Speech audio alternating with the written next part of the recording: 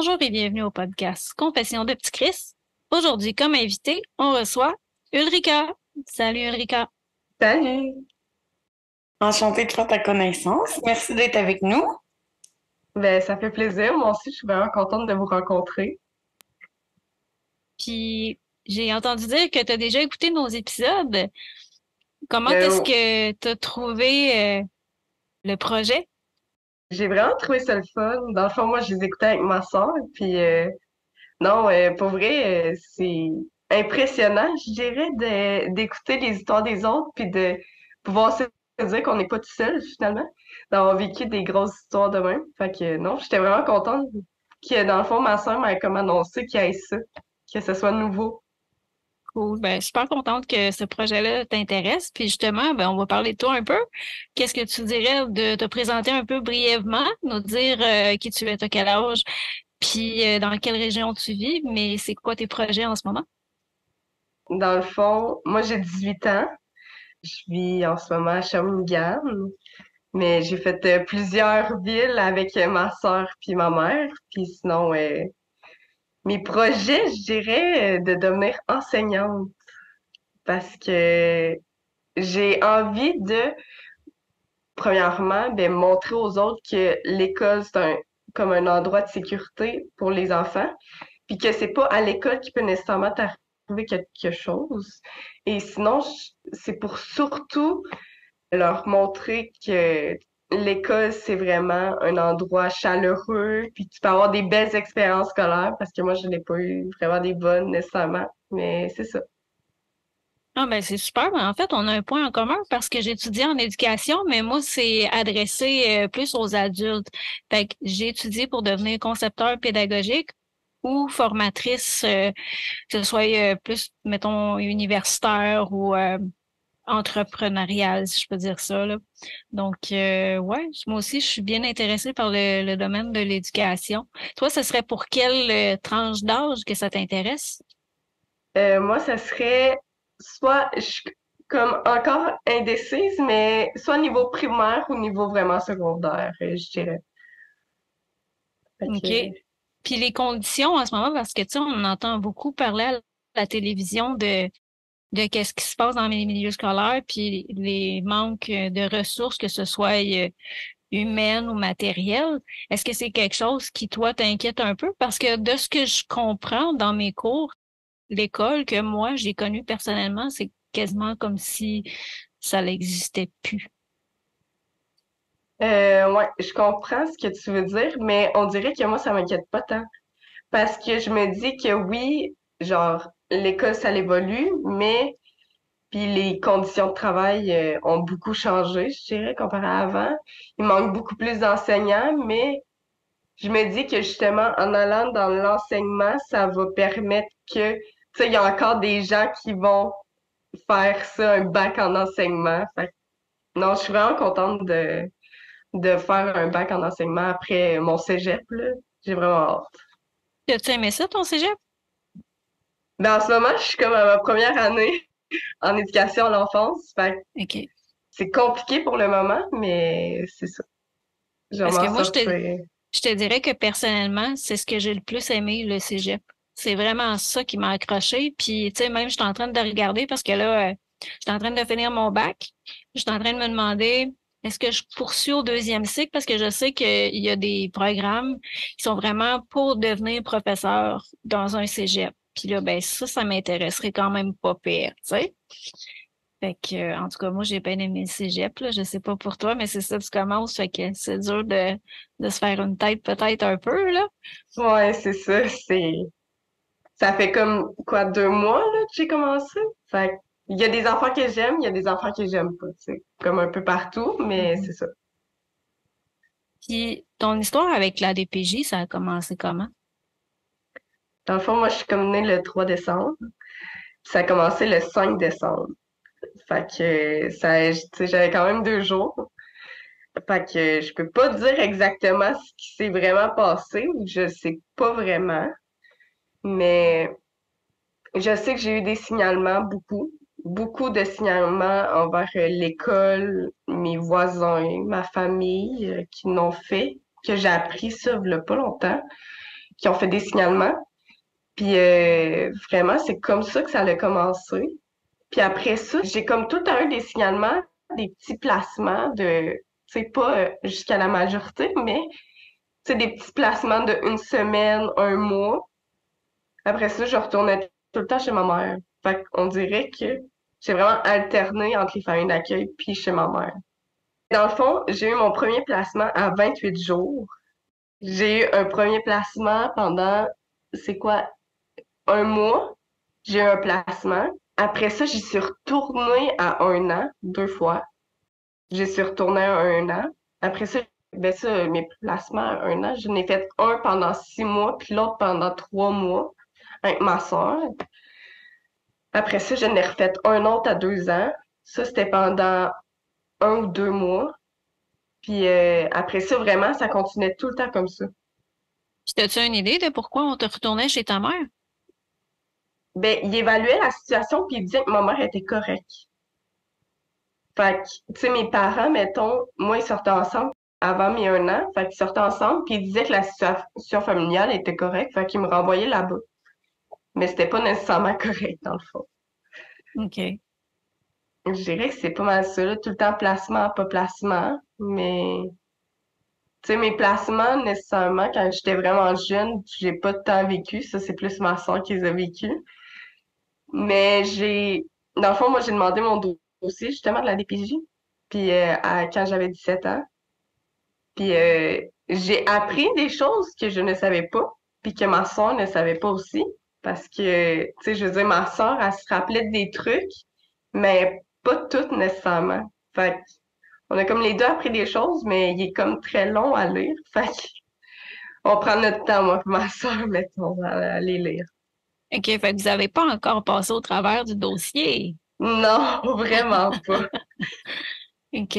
Puis, Ouais. mettons parce que là, tu parlais de l'école un peu tantôt. En maternelle, quand tu as commencé l'école, est-ce que tu étais placée? Non, je n'étais pas placée en maternelle. J'ai été placée en première année. OK. J'ai été placée avec ma soeur dans une famille d'accueil, mais il était vraiment spécial. En tout cas, ma soeur dit pas la même affaire, mais, mais moi, je l'ai trouvé vraiment spécial parce que moi et ma soeur, on n'avait pas le droit de se voir. Mais on avait une ordonnance qu'on était obligé de comme rester en contact puis de se continuer à se voir régulièrement. Mais non, à un moment donné, j'avais fait une crise parce que je voulais voir ma soeur. Puis là, il m'avait promis, la famille d'accueil m'avait promis que j'allais la voir le lendemain matin. Je l'ai jamais vue. Tu sais, ma soeur me voyait tout le temps, là. Moi, je la voyais jamais. Fait que c'était vraiment spécial. Je l'ai mal vécu, ce placement-là. L'ambiance dans cette maison-là, tu sais, il y avait-tu de la manipulation un peu par rapport à ça, tu sais, dans le sens que la personne là, qui t'empêchait de voir ta sœur, elle avait-tu un objectif en tête en faisant ça? Je sais pas si elle avait un objectif, parce que j'avais quand même 7 ans, mais je sais que comme on a été comme placés en deux sections, il y avait comme les ados dans les âges à ma soeur, puis il y avait moi dans mes âges, quand j'avais 7 ans. Puis ma soeur, elle avait genre 14 15 ans. Fait que, tu sais, elle était plus placée avec les ados, puis moi avec les jeunes. Puis on mangeait pas aux mêmes heures, on se lavait pas aux mêmes heures. Tu sais, c'était comme vraiment redondant, puis on avait vraiment pas la même horaire, là. Fait que c'est peut-être ça qui faisait en sorte qu'on se voyait jamais, mais quand même, on avait une ordonnance pour nous obliger à nous voir. Fait que je comprends pas trop. Et vous étiez combien d'enfants dans cette famille-là? Je pense qu'on était une dizaine. On était OK. beaucoup, là. Ben, ça me fait quasiment un peu penser parce que moi, j'ai été placée dans une ressource intermédiaire. Puis ça me fait penser un peu à ça, tu sais, dans le sens que c'était pas un couple qui nous prenait en charge, là. C'était vraiment des éducatrices spécialisées. Ils étaient comme 4-5, puis il y avait un tour de rôle, là. Il y avait des employés qui venaient tel jour, puis l'autre jour, c'était d'autres employés, tu sais. Fait que c'était comme entre le foyer de groupe puis la famille d'accueil, mettons. C'était-tu Mais un c'est peu ça ça. que tu as vécu ou c'était vraiment un couple qui s'occupait de 10 personnes? Nous, c'était vraiment un couple. Mais j'ai OK. appris, il y a pas longtemps, c'est qui? Je pense que c'est mon ancienne intervenante. Elle m'avait dit, ouais, tu sais, là, la famille d'accueil qui t'arrêtait pas de me poser des questions, vu que, tu sais, moi, je leur posais des questions, les avez-vous connus? Finalement, ils se sont informés, puis ils m'ont dit, ben, ils ont plus le droit d'être famille d'accueil. Parce qu'on a appris justement qu'ils empêchaient tous les frères et sœurs de se voir, comme toi et ta sœur. Fait que finalement, ces parents-là, dans le fond, sont plus famille d'accueil à cause de ça. C'est particulier, pareil. Je me demande vraiment c'était quoi le. Parce que, tu sais, je veux dire, on n'agit pas comme ça, là, tu sais, on agit tout avec un motif. Tu sais, c'était quoi leur raisonnement? C'est Ouais, ça c'est qui. ça. Mais je pense qu'on n'aura jamais de réponse là-dessus, là, de la manière que tu parles. Mais Ouais, c'est quand même non. intriguant. Puis qu'est-ce qui a fait en sorte que. Ben, dans le fond, c'est un retour à la maison qui a fait en sorte que tu es sorti de cette famille d'accueil-là, j'imagine? Ouais, dans le fond, ils m'ont renvoyé chez ma mère parce qu'ils ont fait une évaluation à ma mère pendant 1 ou 2 semaines. Puis ils ont évalué que l'environnement était stable, puis que tu sais, l'ambiance était correcte. Fait que c'est ça, finalement, moi, ma soeur, on est retourné chez elle, mais Comment c'était ça pas se totalement passait? ça. Chez ma mère, Oui. mettons que ben, ma mère, elle nous a fait vivre la violence psychologique puis physique. Fait que c'était vraiment compliqué. Parce que moi, j'avais peur de est-ce que si je n'en parle, moi, après ça, c'est moi qui vais manger des coups. Puis ma soeur, elle n'en parlait pas parce qu'elle voulait me protéger. Fait que c'était tout le temps, on veut en parler parce qu'on veut sortir de là-dedans, mais en même temps, si on le fait, c'est nous qui va avoir quelque chose, c'est sûr, c'est nous qui va vivre avec les conséquences. Fait que c'était tout le temps, tu sais, mes profs, ils le voyaient à l'école, ils m'en parlaient souvent. Est-ce que tu te sens bien chez tes parents? Est-ce que ça va bien? Puis moi, le réflexe que j'avais nécessairement, c'était de dire oui, ça va bien. Mais mes enseignants le voyaient, là, mes bleus, mettons, sur mes bras, mes traces de doigts que j'avais. Fait que c'est pour ça qu'il y a eu beaucoup de signalements. Mais ça a pris du temps, mettons, avec la DPJ, vraiment face.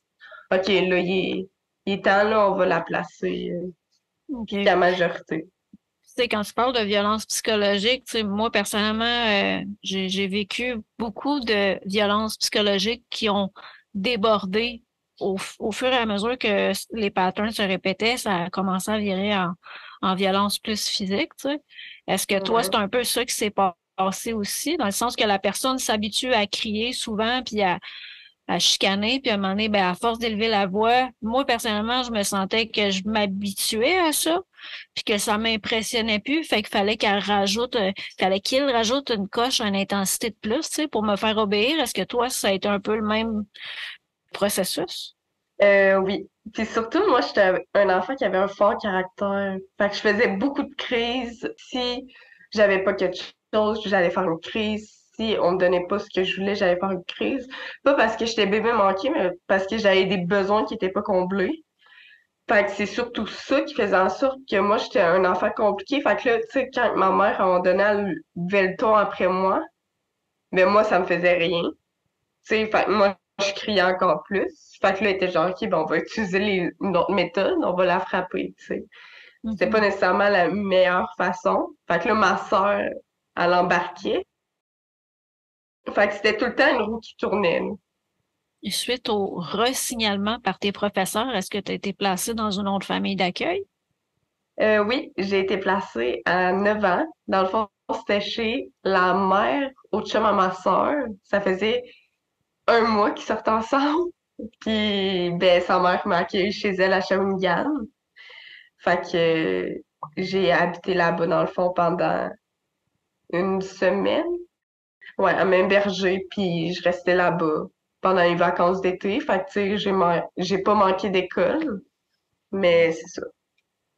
Ça se passait-tu bien avec eux? Oui, ça se passait vraiment bien. Ça, ils sont plusieurs enfants, là. Jesse, il y a beaucoup de frères et sœurs. Fait que, tu sais, je m'entendais bien avec tout le monde. Puis finalement, il est venu que je suis retournée chez ma mère. Fait qu'il y a eu d'autres placements après ça. Il y a eu un dernier placement qui est arrivé à mes 12 ans.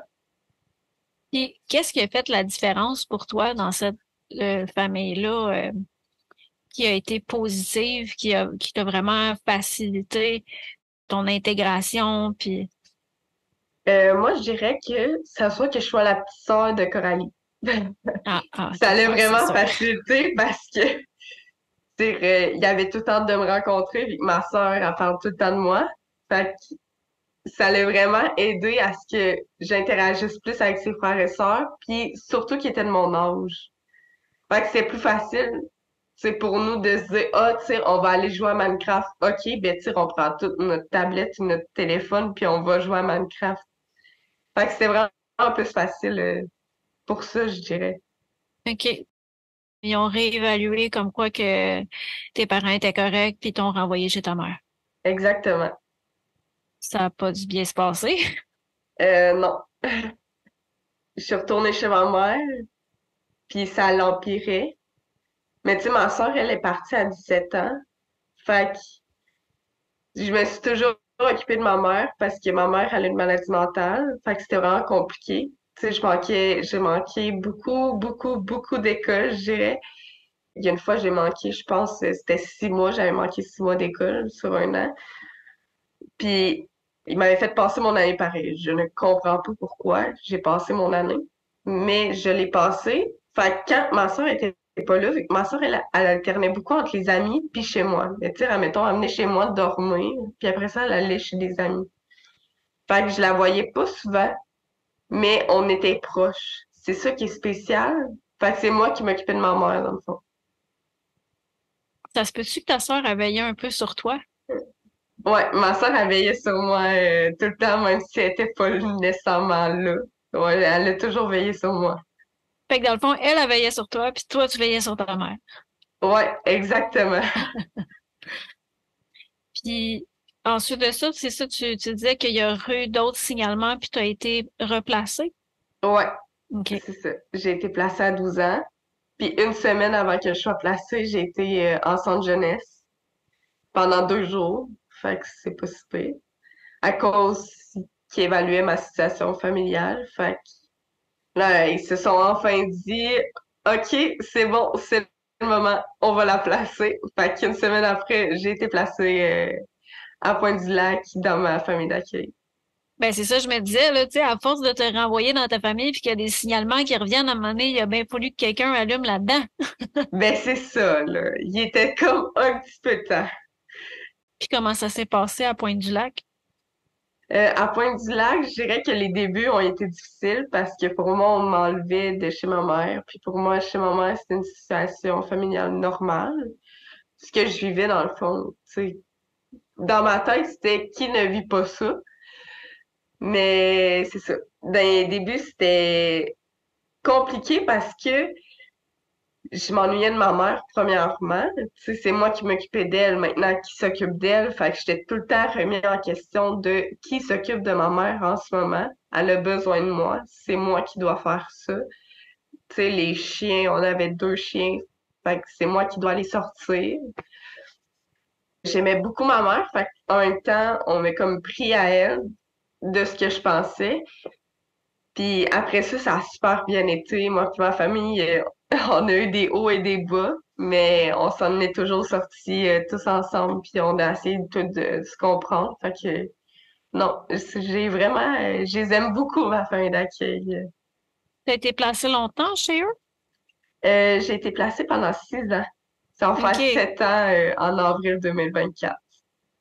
Je suis pas encore placée, mais à toutes les années, on s'offre un petit cadeau pour remémorer mon placement. Fait que c'est ça. OK. Comment est-ce que tu t'es rendu compte que ce que tu vivais avec ta mère, que c'était pas normal? C'est mon père d'accueil qui me l'a fait remarquer. Parce que mon père d'accueil, il a eu pas des problèmes semblables, je dirais, mais il y a eu un ami qui a eu des problèmes comme moi quand il était jeune. Fait qu'il me parlait de son expérience, il m'a fait rencontrer son ami. Fait que j'ai pu discuter, il a fait en sorte que j'échange avec son ami pour que je comprenne vraiment ce qui m'arrivait. Fait que c'est vraiment mon père d'accueil qui a fait en sorte que je comprenne que finalement, c'était pas normal ce que je vivais, puis que, tu sais, j'étais bien où j'étais. Puis c'est vrai, j'étais vraiment bien où j'étais, puis j'ai jamais rêvé mieux comme famille d'accueil. Est-ce qu'il y a eu une période d'apprivoisement mutuel quand il est arrivé dans cette famille-là? Oui, vraiment. Puis comment ça s'est passé? Qu'est-ce qui a fait en sorte que ça a fonctionné? j'ai eu beaucoup de difficultés avec ma mère d'accueil. Ça a pris 1 an et demi avant que je fasse confiance, avant que je sois vraiment proche d'elle, parce que pour moi, elle prenait la place de ma vraie mère. Puis comme j'ai pas de père, dans le fond, moi, mon père est parti à mes 1 an, quand que j'ai été placée à Nicolette. Fait que j'ai plus revu tellement mon père par après. Fait que mon père d'accueil, j'ai plus été proche de lui que de ma mère d'accueil. C'est venu avec le temps, je dirais. L'apprivoisement. Les trois, on a appris à se connaître, on a appris à se cerner. Tu sais, on a essayé de comprendre les émotions de l'autre, de vraiment se comprendre mutuellement. Fait que ça l'a vraiment beaucoup aidé. Il m'apportait à mes rendez-vous chez ma psychologue, au palais de justice. Il venait avec moi, il passait la journée avec moi. Il comprenait mieux ce que je vivais vraiment dedans. Ils ont commencé à comprendre à ce moment-là. Fait que moi, j'ai commencé à les comprendre pourquoi qu'elles agissaient comme ça avec moi dans les débuts. Tu sais, oui, ils étaient sévères, puis ils le sont beaucoup, mais je sens que c'est pour une bonne cause qu'ils le sont, puis c'est pas parce qu'ils veulent l'être, c'est parce que, tu sais, c'est un devoir quand même d'être parent, de pas laisser toujours dire oui, puis de mettre des règles. Fait que je les remercie pour ça, d'avoir mis des règles dans mon quotidien. Est-ce que tu sentais qu'ils t'ont fait confiance dès le départ ou il a fallu que tu gagnes leur confiance? Il a fallu que je gagne leur confiance parce que quand je suis arrivée en famille d'accueil, ma première journée, j'avais pas le droit à mon téléphone, moi dans ma chambre, puis ma chambre était en haut. Fallait que je laisse mon téléphone au rez-de-chaussée. J'ai caché mon téléphone dans le fond dans mes vêtements. Je suis allée me coucher, puis j'ai texté à ma soeur toute la soirée. Puis finalement, eux, ils se sont rendus compte que son téléphone, il est pas en bas. Fait qu'il est où? C'est sûr que c'est elle qui l'a. Fait qu'il faisait des allers-retours en haut puis en bas. Puis moi, toutes les fois, ben non, c'est pas moi qui l'a. Je le cachais en dessous de mon oreiller. Finalement, je suis descendue en bas. Ah oui, je l'ai oublié, il était dans mon chandail. Hey, excuse, bidon, mais c'est pas grave. Fait que ça a vraiment pris du temps, mais finalement, ils ont appris à me faire confiance, puis ils me font encore confiance. Fait que c'est bon. Ben, c'est sûr que, tu sais, d'arriver puis de tout de suite faire des petites entourloupettes, c'est sûr que ça l'aide pas, là, mais je pense qu'en quelque part, probablement qu'ils voyaient que tu avais un bon fond puis qu'à un moment donné, ça se placerait, tu sais. Ouais. Ils m'ont Mais toujours dit, les premières à arriver, les premiers enfants qui arrivent en famille d'accueil, c'est tout le temps un arc-en-ciel, tu sais. Ils vivent sur un nuage, l'enfant est donc fin, l'enfant, c'est... Puis après ça, là, ils commencent à les connaître. Finalement, peut-être qu'il est pas autant fin, tu sais, il a son caractère, fait. et tu mentionnais un petit peu plus tôt avoir eu besoin de services au niveau psychologique. Est-ce que c'est des demandes qui se sont faites à la DPJ? Comment tu as eu accès à ces services-là? Dans le fond, c'est mon intervenante que j'avais eue dans les débuts. Ils m'ont proposé d'avoir un petit service psychologique à cause que j'arrivais pas à décrocher de ma mère. Je faisais beaucoup de cauchemars vu que je la voyais dans le fond en rencontre supervisée.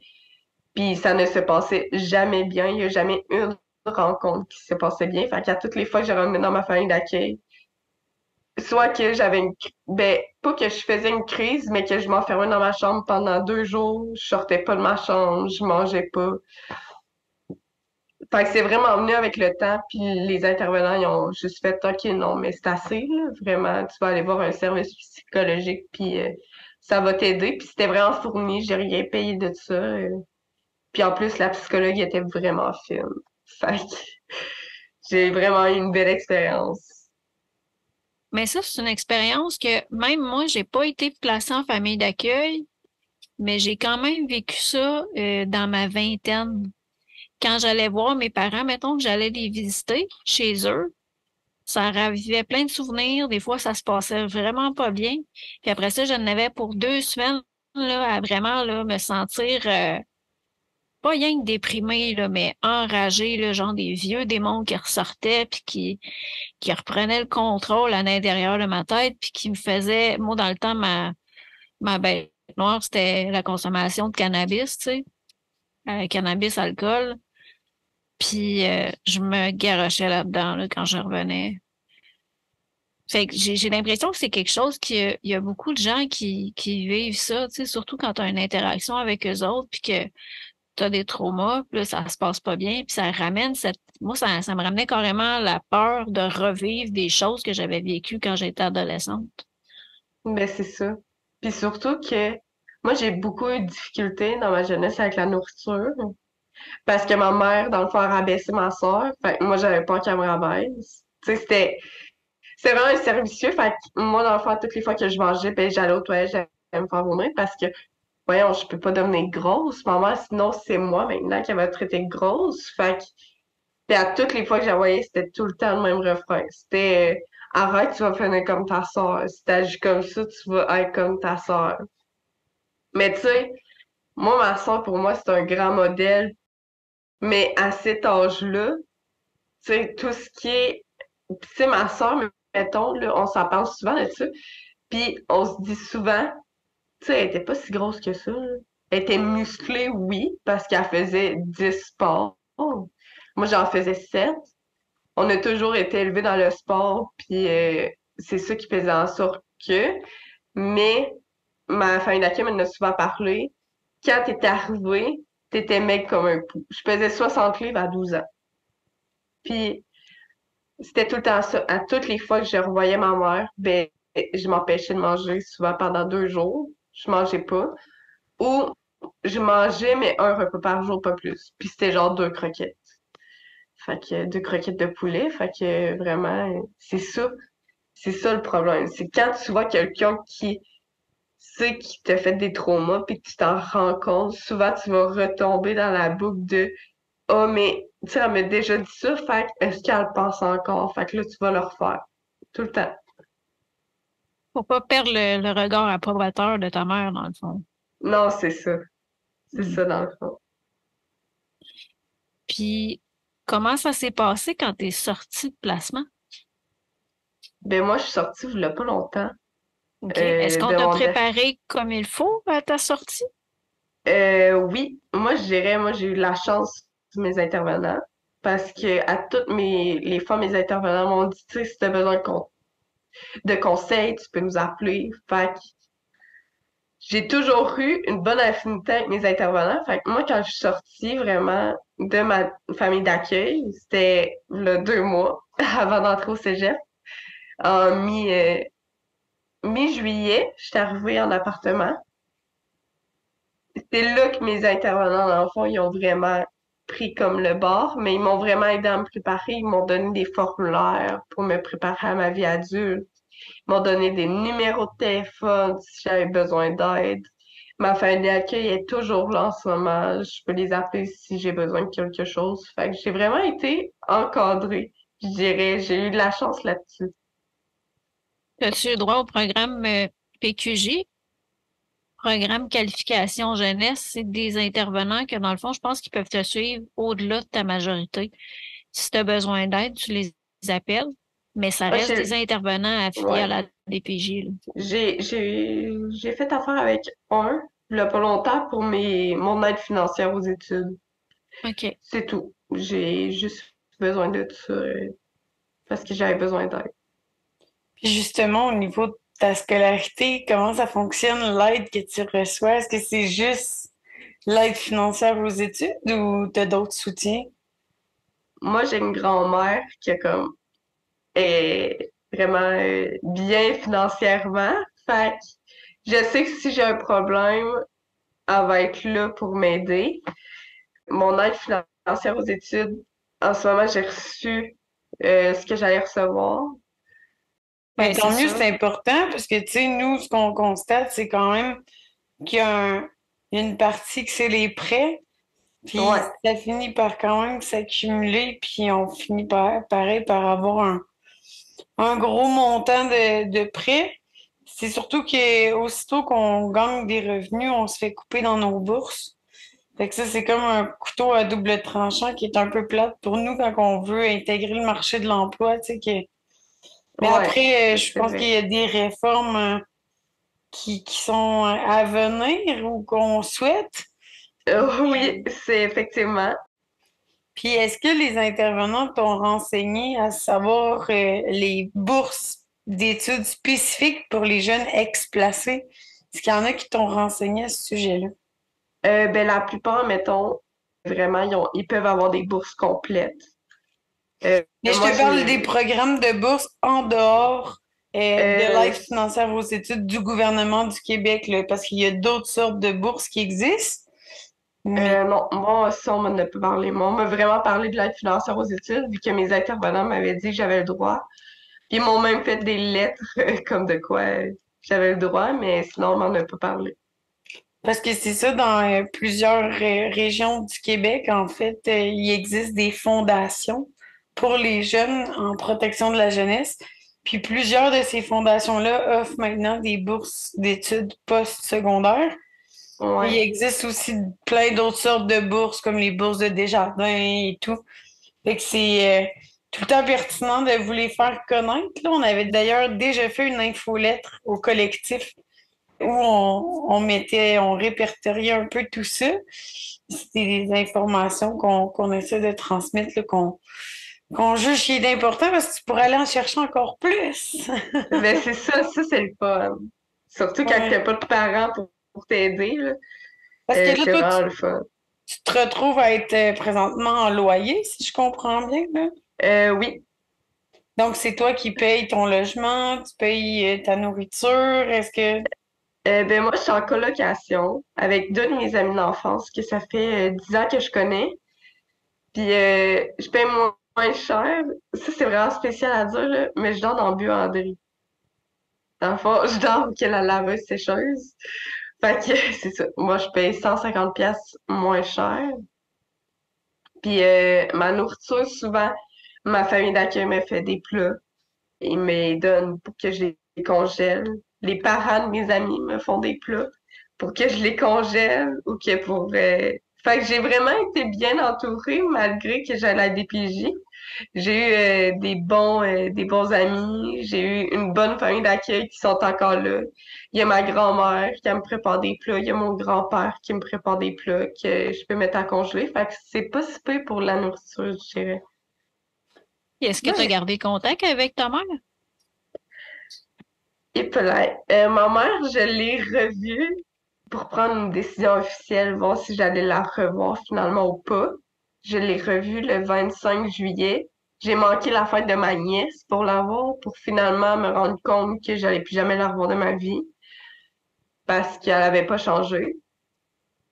Je me dis souvent que moi, je suis beaucoup sélective, puis dans un regard veut tout dire. Puis la façon qu'elle me regardait, je me suis dit qu'elle avait pas changé. Fait que c'est vraiment comme ça que j'ai su que j'allais plus jamais la revoir. Elle me réécrit, elle me harcèle, vraiment, elle me fait vraiment du harcèlement, puis elle en a toujours fait d'ailleurs. Même quand on était en interdit de contact, elle m'écrivait en cachette. C'est ça, il a fallu beaucoup qu'on retourne à court pour ça. Puis elle me réécrivait, je la bloquais. Elle me réécrivait, je la bloquais. Finalement, elle écrivait à ma soeur, elle harcelait ma soeur. C'était tout le temps ça.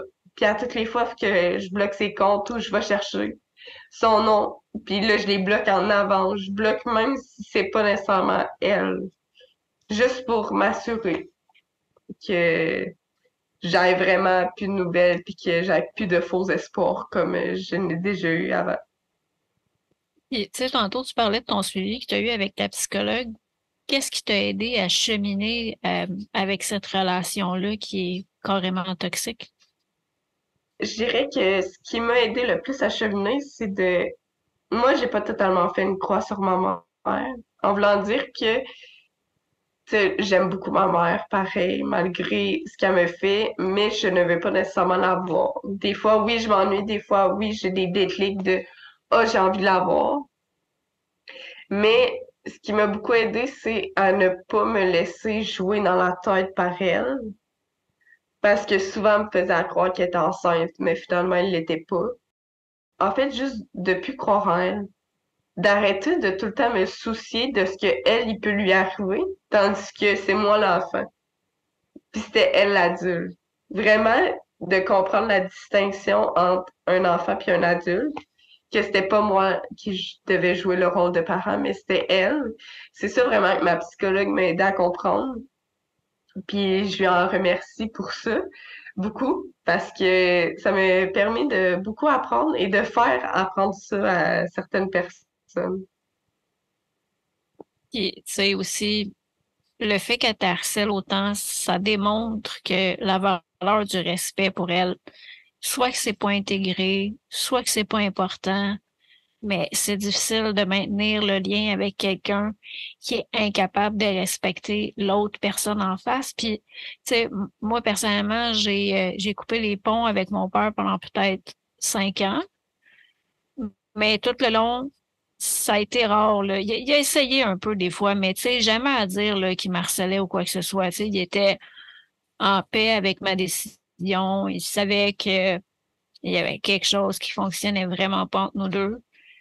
Puis, un moment donné, ben, à force de parler à ma famille élargie, ben, tu sais, là, je me suis dit, bon, là, en ce moment, la manière que les choses se passent avec ma famille, je peux essayer de me permettre de passer quelques heures avec lui. Mais, tu sais, je me suis arrangée pour que j'allais chez ma grand-mère, on couchait chez ma grand-mère, on organisait une activité avec lui, on se voyait 1 heure, 2 heures, puis après ça, il retournait chez lui. Puis le restant, je le passais avec ma famille.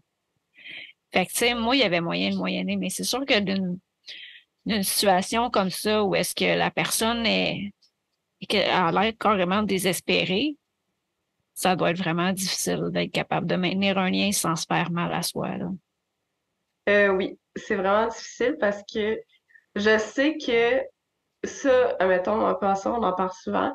Ma mère, elle nous aimait de tout son cœur. Elle ne savait pas comment démontrer son amour parce qu'elle avait un trouble de santé mentale, puis trouble dans le fond TPL, trouble de personnalité limite, mais vraiment haut niveau. Fait que elle a toujours voulu tout le temps notre bien, elle a voulu nous protéger, elle a voulu faire énormément d'affaires, elle avait beaucoup de projets, mais elle était jamais capable de les réaliser.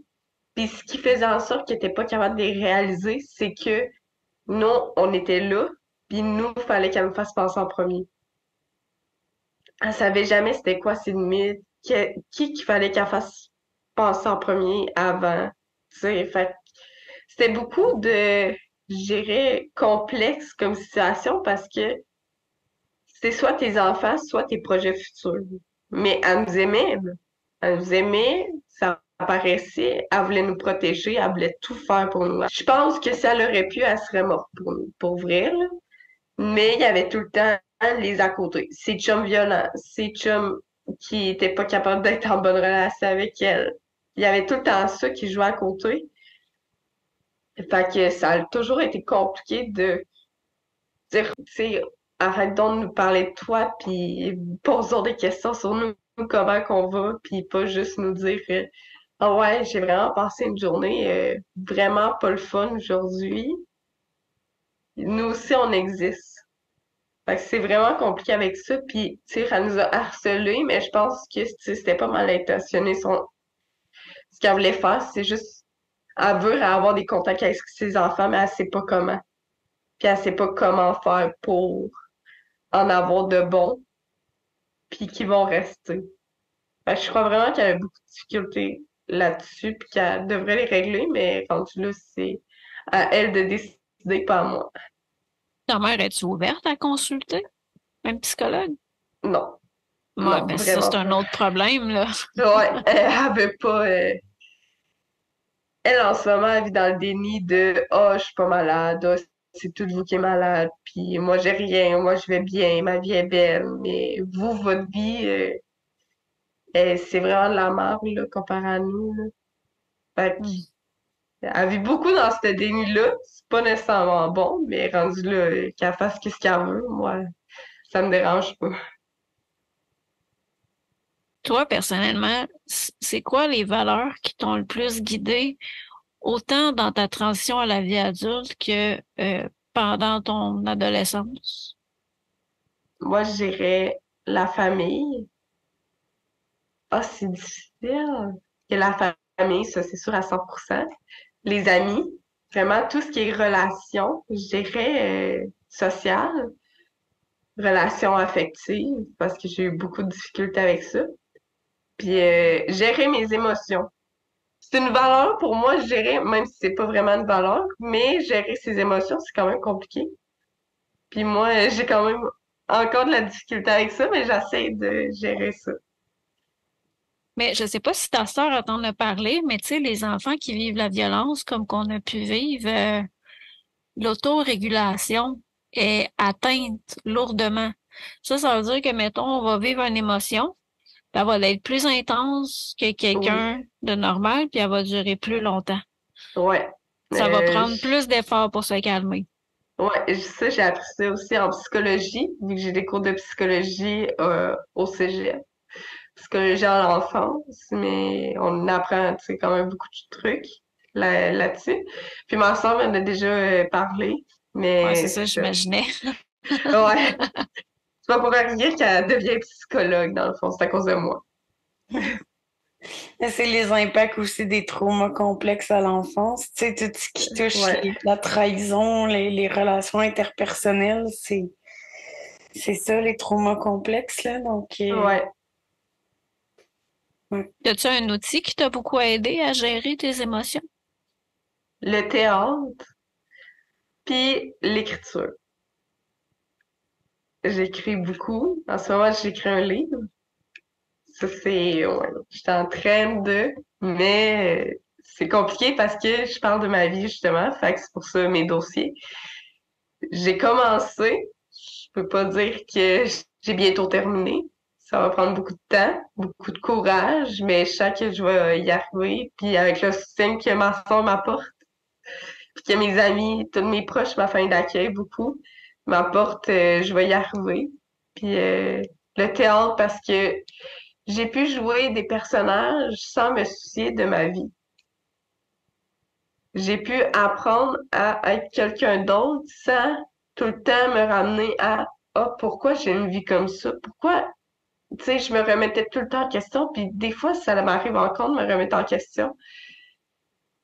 Mais le théâtre m'a appris vraiment à être quelqu'un d'autre, puis à plus me soucier de ma vie. Fait que je pouvais jouer qui je voulais sans me remettre en question. Fait que ça m'a beaucoup aidé, moi, je dirais.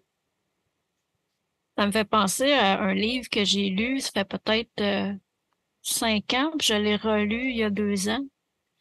C'est un livre qui s'appelle Le mythe du charisme. Puis ce que tu dis avec le théâtre, ça me fait beaucoup penser à ça. Dans le sens que, tu sais, mettons Marilyn Monroe, là, l'instant qu'elle décidait qu'elle se transformait en Marilyn Monroe, pouf, il y avait quelque chose qui zappait, elle rentrait dans un personnage.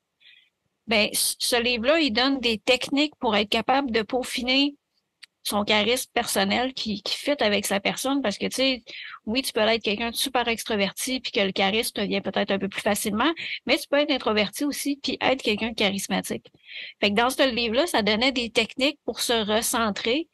Tu sais, on parle beaucoup d'ancrage en psychologie. Il y avait des techniques d'ancrage, il y avait des techniques pour se défaire des angoisses. Il y avait, en tout cas, il y avait un paquet de techniques vraiment, vraiment intéressantes. Fait que je pense que ça pourrait t'aider dans ton cheminement Ouais. parce que ce que tu dis du théâtre, c'est quelque chose que j'ai amené un peu quand que je rentre en interaction sociale, quand que je fais un podcast, quand que, tu sais, je veux dire, oui, je suis moi, mais je suis juste une partie de moi. Ça aussi, c'est quelque chose qui revient souvent en éducation parce que, veux pas, on est obligé de prendre parole, de donner une performance, puis, tu sais, il faut que tu te crées à un moment donné un genre de masque social, tu sais. Mais Ouais, quelqu'un qui c'est a ça. vécu des traumas comme nous, ça se fait pas nécessairement naturellement. Non, effectivement, ça se fait pas naturellement. Mais moi, je sens que ma famille a beaucoup été là. Fait qu'ils m'ont quand même beaucoup aidé. Pas nécessairement ma grand-mère, parce que ma grand-mère a plus de difficultés avec ça. Mais ma famille, mes oncles, mes tantes, mon arrière-grand-mère qui est décédée il y a 2 ans maintenant, était la personne que j'admirais le plus au monde. Puis finalement, elle nous a quittés. J'ai fait son texte, puis souvent ma famille me dit que je ressemble à ma grand-mère. J'ai la détermination de ma grand-mère. J'ai beaucoup de très en commun avec elle, vu que ma grand-mère, elle a vécu énormément de choses. Elle est née en 1920. Fait que je peux te dire elle en a vécu des affaires. En 101 ans, elle a vécu pas mal de trucs. Fait que souvent, on me dit, tu sais, tu ressembles à ma grand-mère, t'as beaucoup de courage malgré tout ce que tu as vécu, t'as jamais lâché. J'ai déjà voulu lâcher, j'ai déjà voulu arrêter tout ça, cette souffrance-là. Mais finalement, tu sais, elle était tout le temps là, puis elle me sécurisait. Fait que souvent, on me dit que j'y ressemble, fait que ça me fait du bien de me dire, hey, je ressemble à quelqu'un, tu sais, qui a quand même vécu la grippe espagnole, la COVID-19, la Deuxième Guerre mondiale. Voyons, tu sais. Pourquoi je ressemble à quelqu'un qui a vécu ça? Elle a vécu 3 crises cardiaques. Elle a eu 3 cancers. Tu sais, je veux dire, à un moment donné, lâchez-la tranquille, mais elle a survécu à ça. Puis moi, on me compare à elle. Qui ne serait pas fier? Hey, moi, ça me fait tout le temps chaud au cœur quand on me dit ça. Pour vrai, c'est ça. Ben, c'est comme si elle vivait un peu en dedans de toi. Même là, juste le fait que tu en parles, c'est un peu comme la faire revivre un peu. Fait que, tu sais, moi, il y a toujours cette faculté-là qui m'émerveille parce que moi aussi, j'ai vécu quand même un pas pire deuil. Quand j'avais 15 16 ans, j'avais une chirurgienne qui comptait beaucoup pour moi. Puis quand elle est décédée, ben, quand j'ai recommencé à aller à Montréal, je m'étais toujours dit, j'aurais aimé ça qu'elle soit encore vivante puis aller la voir. Puis ce qu'elle dégageait a beaucoup détendu sur moi.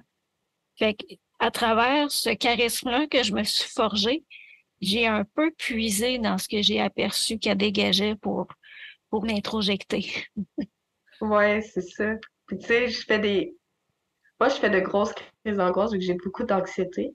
J'en fais régulièrement. J'en ai fait 3 la semaine passée que j'ai dû me rendre à l'urgence. Puis à toutes les fois, je me rappelais, tu sais, grand-mère, si elle serait là, elle serait-tu fière de moi? Puis là, ma soeur, elle me dit, tu sais, ben oui, c'est sûr que grand-mère sera fière de toi. Puis ma grand-mère, c'est ça. Elle a toujours été une source d'inspiration. Fait qu'à toutes les fois, je me dis que je fais quelque chose ou, tu sais, de quoi de correct, mais pour moi, c'est pas correct. Je me dis, ma grand-mère serait-tu fière de moi? C'est sûr que oui, parce que, tu sais, veux pas, j'y ressemble. Moi puis ma soeur, on allait la voir tout le temps. Quand on était jeunes, on allait passer toutes les fins de semaine, on allait la voir. Minimum. Ma soeur, à un moment donné, elle a arrêté de suivre avec l'âge, mais on allait tout le temps la voir. Puis, tu sais, mon grand-père, c'est ça qu'il m'a dit, et qu'elle parlait donc de nous, ma grand-mère. Elle parlait-tu souvent de nous? Puis mon grand-père, il me disait, étais-tu fière de ses arrière-petits-enfants, tu sais? Fait que ça a toujours eu impact sur moi parce que ma grand-mère, qui a vécu une panoplie d'affaires, qui soit fière de moi. Et moi, je compare souvent ma vie à elle, même si je sais que c'est pas bon de faire ça. Puis je me dis, elle est fière de moi après tout ce qu'elle a vécu. Il faut être fière à peu près, là. Elle aimait beaucoup sa vie. Elle a jamais, jamais, jamais regretté sa vie. Puis après ça, moi, je me dis, moi, j'ai regretté ma vie, tandis qu'elle, elle a vécu 100 ans, puis elle a jamais regretté sa vie. Fait que après ça, je me dis, ma vie est pas si pire que ça. Tu sais, j'aurais pu vivre pire, puis j'aurais pu avoir pire comme parent, j'aurais pu avoir une vie plus plate que ça. Puis c'est tout le temps ça que je fais parce que sinon, c'est ce qu'on fait quand tu sais, quand on se compare pas, on s'étouffe. On s'étouffe dans nos souvenirs. Puis ça fait juste rendre notre vie plus merdique, puis faire en sorte que notre vie est donc plate. Tu vois plus le positif nulle part. Fait que c'est pour ça que je me compare souvent avec ma grand-mère. Et elle avait-tu conscience un peu de la dynamique malsaine entre toi et ta mère? Oui, elle était pas d'accord, mais elle ne savait plus quoi faire. Tu sais, à 99 ans, tu sais pas nécessairement quoi faire à cet âge-là. Elle en parlait souvent avec mon grand-père. C'est ça que mon grand-père me disait, vu que c'est mon grand-père qui s'occupait d'elle. Elle en parlait souvent avec lui. Mon grand-père, il savait n'avait pas nécessairement lui non plus quoi faire, vu qu'il n'avait pas nécessairement une belle relation avec ma mère. Fait que c'était tout le temps ça, un servicieux. Vu que lui, il savait pas quoi faire, ma grand-mère savait pas quoi faire. Mon oncle qui a déjà voulu m'héberger, moi, vu que ma soeur était majeure, il me rappelle souvent, si tu n'aurais pas eu une bonne famille d'accueil, si tu ne serais pas tombé dans un bon milieu, nous, on t'aurait accueilli à la maison. Puis mon oncle qui habite à Montréal, qui a 70 ans, puis il m'aurait accueilli chez eux si ma famille d'accueil, ça n'aurait pas bien été. Ma soeur, elle m'aurait accueilli chez eux. La mère du chum à ma soeur, elle m'aurait accueilli chez eux si ça n'aurait pas été beau, la vie dans ma famille d'accueil. Mais finalement, ça a bien été. Fait que personne n'a pu m'accueillir, mais c'est ça. Mais des fois, les choses sont quand même bien faites parce que vite comme ça, là, tu me dis, ton oncle, 70 ans, Montréal, d'après moi, il s'en serait passé des papiers. Ouais, vraiment. Mais j'ai toujours été proche de cet oncle-là. Puis, tu sais, depuis que je suis vraiment jeune, il descendait en même temps que nous, puis on se voyait tout le temps. Tout le temps, tout le temps. Tu sais, moi, je le disais souvent là, à ma famille, là, ben, pas à mes autres oncles pour pas qu'ils soient jaloux, mais à mon grand-père, à ma grand-mère, je disais souvent, hey, cet oncle-là, là, c'est mon oncle préféré, mais chut, faut pas que tu le dises, parce que sinon, tu sais, mes autres oncles vont être jaloux. Tu sais, veux pas, j'ai tout le temps une relation grand-papa puis petite-fille avec lui, même si moi, j'avais mon propre grand-père, parce qu'il, vraiment, il agissait comme un grand-papa avec moi. Puis maintenant, il y a des petits-enfants, il y en a deux, puis je me dis, oh mon Dieu, tu sais, il est vraiment fait pour être grand-papa, cet homme-là, cet oncle-là, ça n'a pas de bon sens. C'est, oui, il a 70 ans, mais dans sa tête, puis dans son cœur, il y a encore un petit 40 ans là, qui est encore là. Puis, si tu avais trois choses que tu pouvais changer dans le système de la DPJ, tu changerais quoi? Et pareil. Ça aussi, c'est une question touchée. Je dirais être plus présent pour les jeunes. Parce que moi, j'ai eu de la chance, j'ai eu des intervenants beaucoup présents à cause de ma situation. Mais il y a des jeunes, là, ils vont être pas leur intervenant pendant comme 3 mois. Puis moi, je me dis, ben voyons, tu sais, Leur intervenant ou leur travailleur social? leur intervenant, il y en a OK. que ça prenne, ouais, moi j'ai des amis, là, ça prenait au moins 3 mois. Ils s'appelaient au téléphone, ça durait 5 minutes, mais ils se voyaient vraiment aux 3 mois. Même si cet enfant-là, ça va bien avec son intervenant, tu peux quand même aller le voir au moins minimum une fois par mois. Moi, c'est par principe de, c'est peut-être que sa situation physique va bien, mais peut-être que sa situation mentale va pas bien, mais il a juste peur de t'en parler vu qu'il ne voit pas assez souvent. Ça serait une première chose. Parce que je trouve ça pas nécessairement correct de attendre 3 mois pour voir un jeune de la DPJ. Tu sais, il est en DPJ, c'est pas pour rien.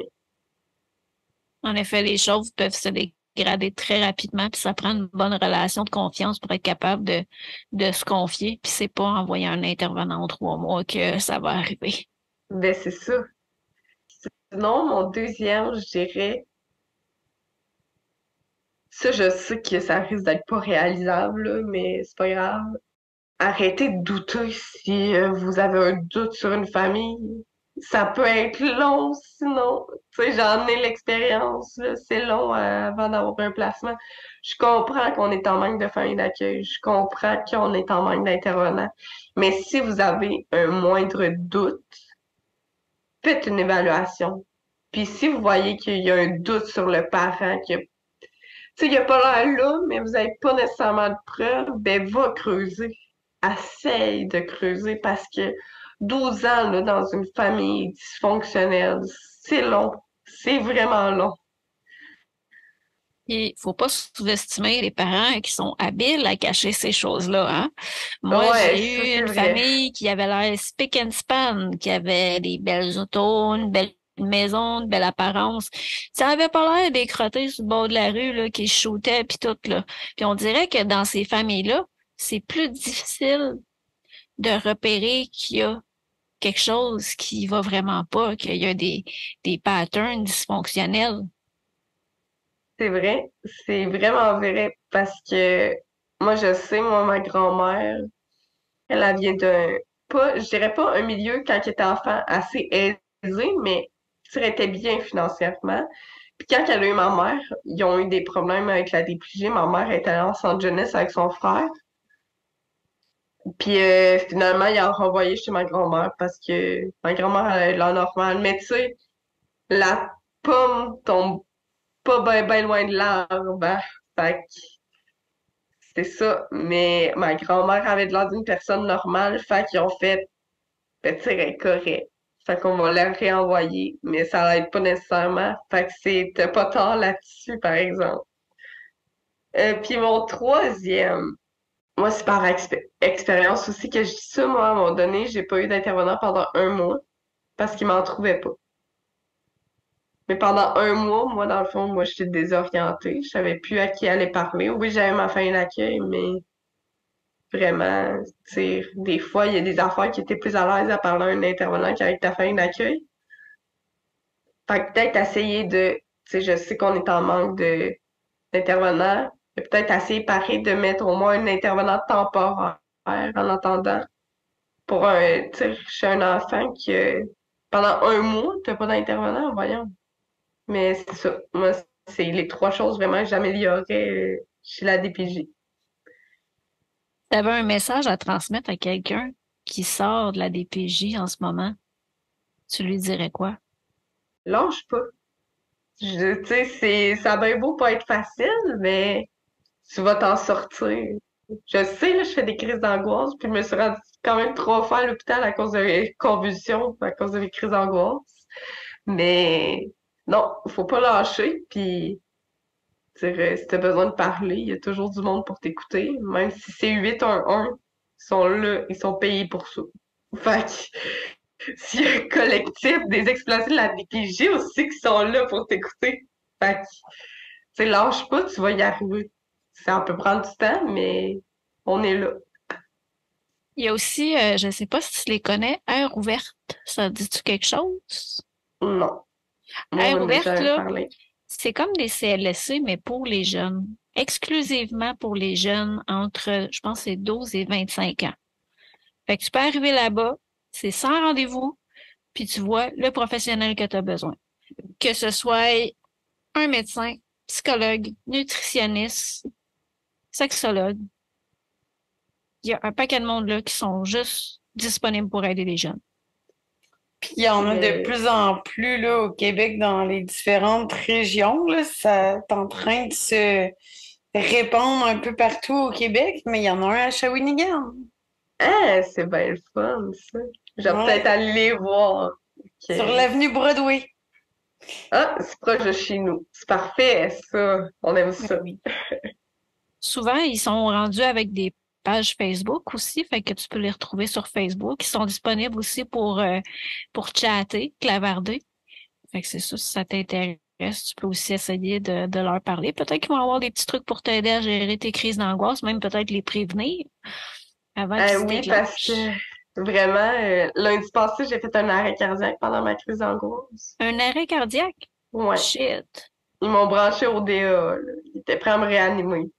Mais il y avait peut-être quelque chose de, c'est peut-être pas juste une crise d'angoisse, là, rendu là, il y a peut-être quelque chose de physique à aller investiguer, là. Non, c'est ça dans le fond. J'ai pas d'épilepsie, j'ai pas de problème au cœur, j'ai rien.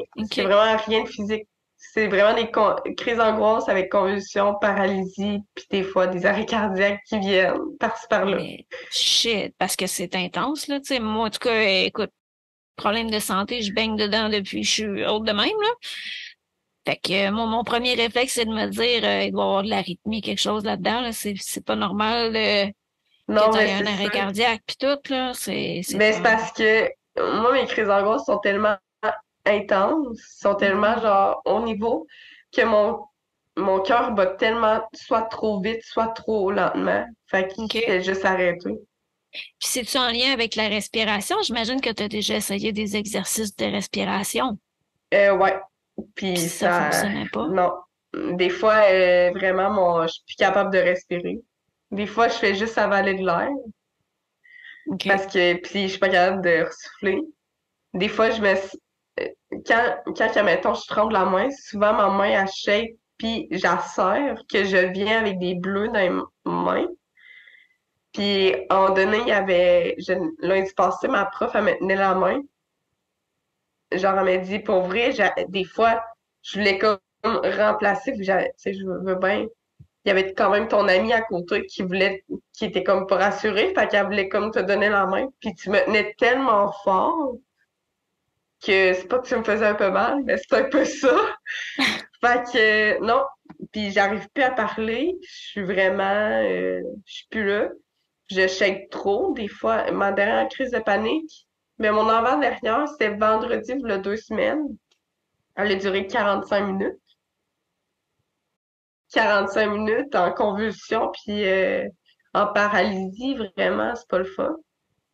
Puis tu sais, ils me prennent des prises de sang, je suis pas en connaissance vu que j'aime pas le sang. Fait que là, toutes les fois, les infirmiers sont genre, on sait Ils pas quoi savent pas faire. comment. Ben, c'est Ouais. ça, là. Et À un moment donné. mais en tout cas, si t'as pas suivi avec un médecin de famille, c'est sûr que Air Ouverte vont pouvoir t'aider pour le temps que tu t'en trouves un, là. Mais ouais, je pense que ce serait vraiment important d'investiguer ça davantage, puis peut-être essayer de développer des techniques pour pas se rendre là, parce que vite comme ça, tu me comptes ça, puis je me dis, eh là là, non, ça n'a pas d'allure.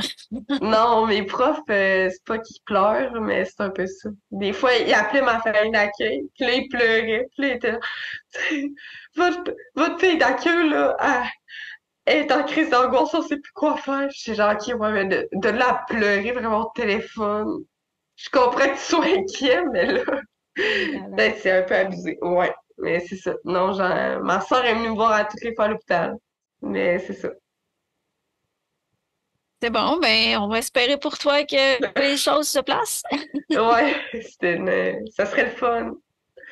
En tout cas, un gros merci d'avoir participé, de nous avoir rejoints pour donner ton témoignage ici. C'était vraiment intéressant. Puis je vais vraiment souhaiter que ces problèmes-là se règlent parce que tu fais juste m'en parler, puis la chienne me pogne. Ben, merci. Puis merci à vous de m'avoir invité. Puis merci à ma soeur si elle entend le podcast de m'avoir vraiment lancé ce lien-là, puis de m'avoir accompagné là-dedans, parce que sinon, je pense que tout seul, je l'aurais pas fait. Fait que, ben merci. C'était vraiment, vraiment super intéressant. Merci beaucoup d'avoir de t'être ouvert à nous comme ça. Je pense que tu vas inspirer aussi d'autres jeunes, puis lâche pas, puis on est là pour toi, vous puis vraiment, je te trouve inspirante, puis bon succès dans tes projets scolaires à toi, future enseignante, et plein de courage, puis tu m'écris si tu veux avoir des petits contacts là, au niveau des bourses, là, je t'enverrai des coordonnées. Ben merci beaucoup, pour vrai. C'est très apprécié. J'ai beaucoup aimé ma soirée avec vous, puis j'espère en aider des prochains. Super, ben, un gros merci pour ta participation. À la Ben prochaine. merci. À la prochaine. Bye!